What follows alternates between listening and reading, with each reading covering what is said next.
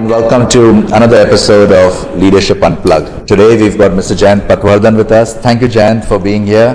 It's going to be a conversation, an open-hearted conversation in terms of what are derailers that kind of exist when a person is starting their career and, as they kind of progress. I'm going to pick your brains on that. Sure. Again, thank you very much, Jayant, for being here today. Thank you, Nasir. Thank you for having me. It's great. It's great to be here. Quite a few actually, if you look at it from one point of view. But in the Indian context specifically, I want to mention, people think that they're successful when they have other people who work for them. Right. So unless you become a manager or you have a team of people to manage or whatever, they think they're just not there yet. Right. Which is so not true. So I think the first thing to sort of note is be very good at what you're doing. Your craft is extremely important. You have to be very good at it. Everything else, all this team management stuff and all, will naturally happen. Correct. It will come. It will come and it has to come. So that's the first thing. The second thing I think is, I'm working in this particular function in operations. I'm just going to take operations as an example. All they're thinking about and all they're doing is just that. Right. And they don't seem to be able to find the time to look across a little bit. Go out of your way to interact with as many people as you can across departments and not just the folks that you work with every single day. Because it's very important for young people especially to be seen and heard outside of their day-to-day. Correct. Right?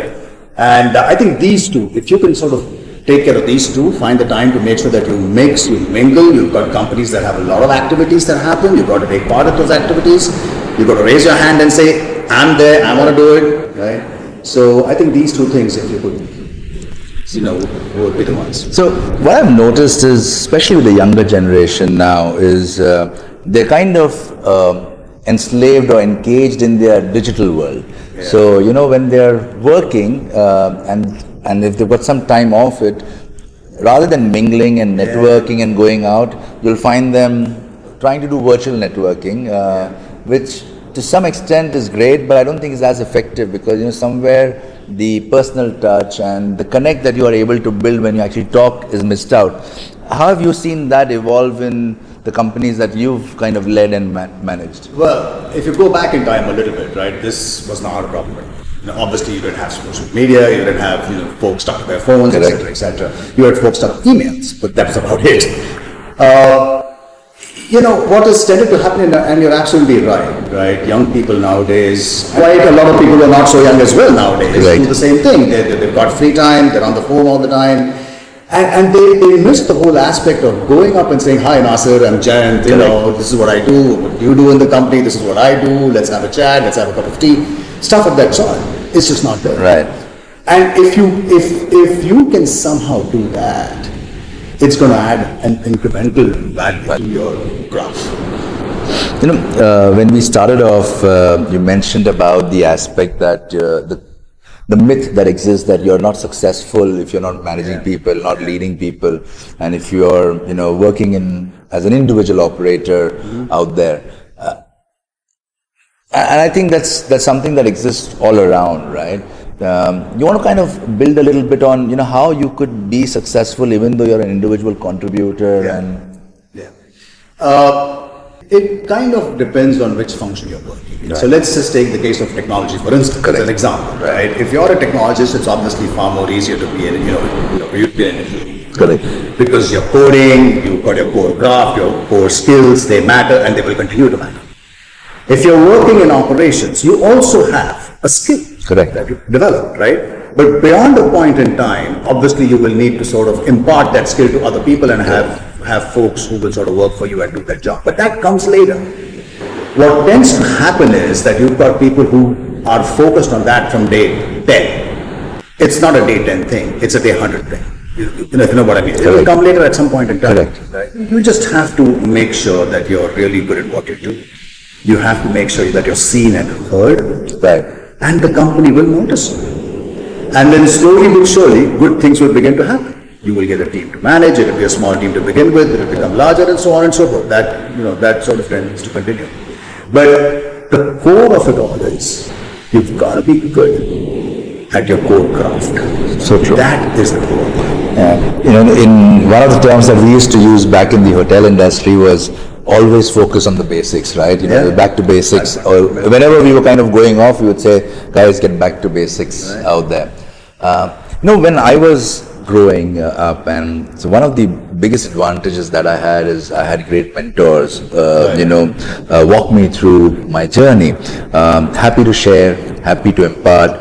And as a student of the art, I was happy to learn out there, and I was not in a hurry. I was ambitious, I am ambitious, but I was never in a hurry.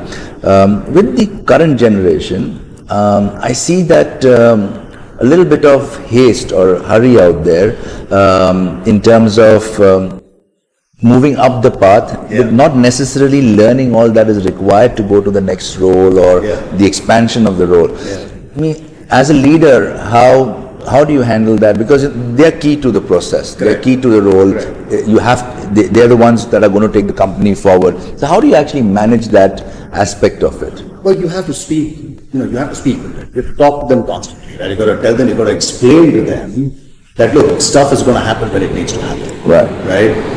What also is a trend nowadays that I've seen in a whole, in quite a few young people is they've got this idea that, what, I'm going to work till like about 40 years old maybe, and then I'm going to retire peacefully. That's a great goal to have, right? It's cool.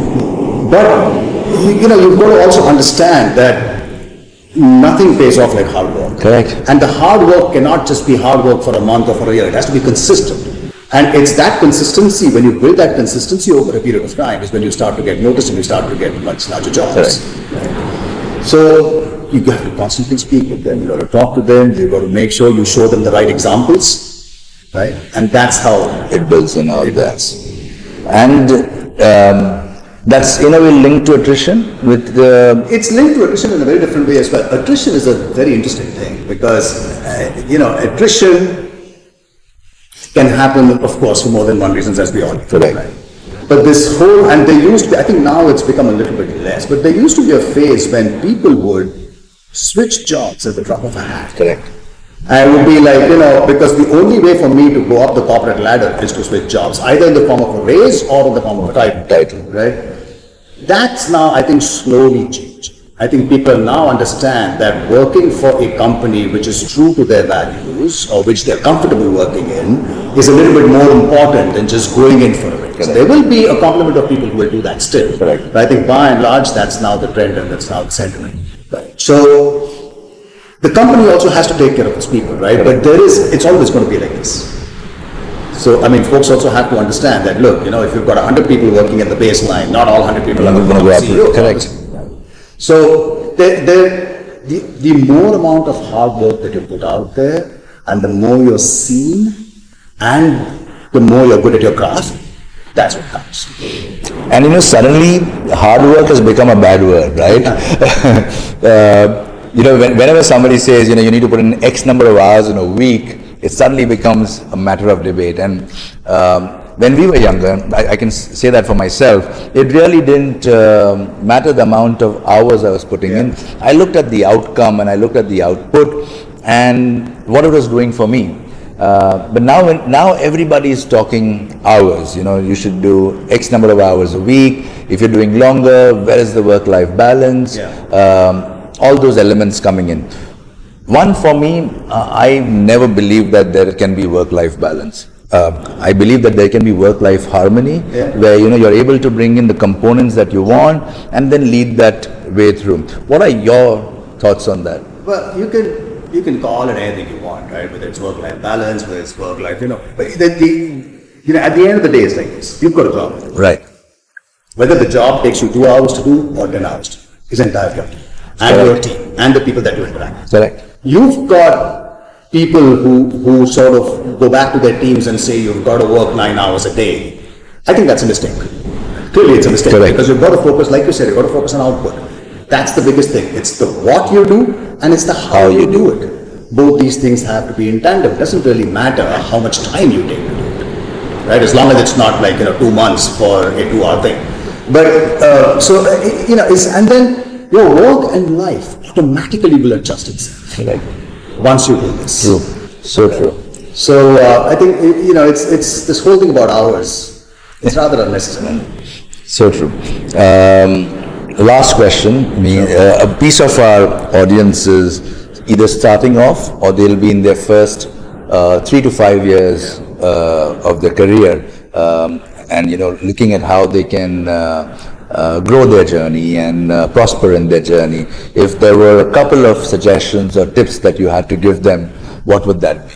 The first one is be curious, speak up. I mean, I know it's difficult, right? Because it's your first job, you're very junior, you've got a number of people, you're off the company a little bit, you don't want to speak up because you want to, I don't want to be, it's seen in the wrong space, asking a wrong question or whatever. Take that fear aside. Right. Speak up, be seen, be curious. The people who manage you have a responsibility towards you to be able to answer the questions that you have. Correct. If they don't have the answers, then they need to, then they need to be honest about it and say, listen, I don't have the answer, but I will get back to you. Right. But if you don't speak up, and if you're curious, you will never. Correct. And then you'll just meander through it all, right? And you don't want to meander through it all. Correct. So I think that's the biggest advice I give. And I think that's a very, very important one, right? Because we sometimes are afraid to ask. Yeah. And in that, you kind of just keep on wondering what it was. And I just finished watching the season 3 of Kota Factory. It's an interesting one where for the IIT prep, he talks about the what and the how. Interestingly, and the other bit that they talk about out there is ask, because many a times your faculty or your leader say, is everything clear? Do you understand the concept? Is there anything that you want to know? And at that time you just say yes, for the fear of not being seen as somebody who doesn't know. And then immediately as the class is over or training is over, you'll go and ask your friend next door versus an expert who was there. So true, but thank you, Jayant. I think your insights will be really fruitful to the audience. I look forward to catching up with you again and picking your brains on different topics. Thank you so much.